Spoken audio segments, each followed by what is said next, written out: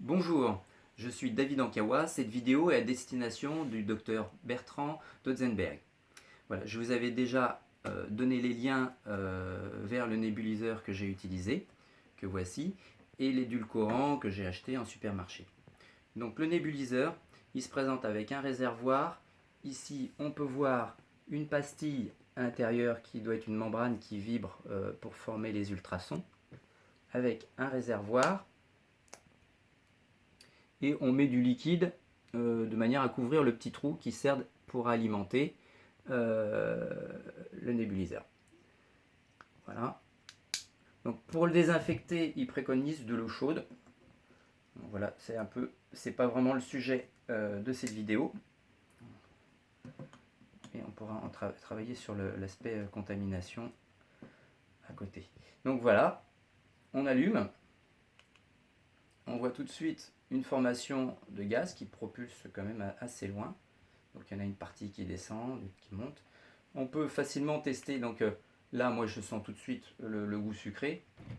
On peut tester tout de suite une matière en plaquant le masque de manière à couvrir le nez et la bouche, de manière étanche. Et on allume, je compte.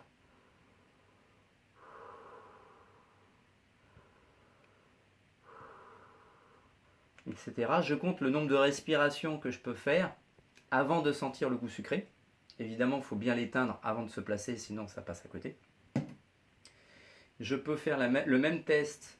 Donc là, moi j'ai testé par exemple un mouchoir en papier avec lequel j'ai pu faire jusqu'à 2-3 respirations avant de sentir le goût sucré. Et quand je mets 2 épaisseurs, j'arrive à peu près au même nombre de respirations qu'avec la matière qu'on utilise pour les masques chirurgicaux.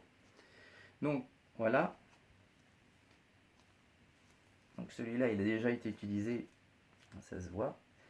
Et donc là, pour faire le test, un test qui ressemble au fit test traditionnel, je me place environ à 10 cm.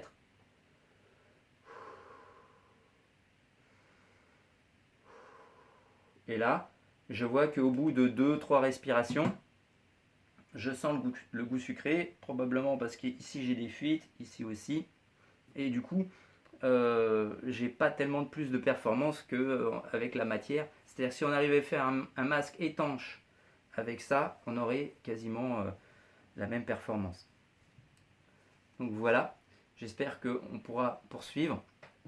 Mon but, moi, c'est de faire profiter au maximum de personnes de ces informations et de voir si des gens savent l'exploiter, comment on peut l'exploiter, etc. Je vous remercie, à bientôt.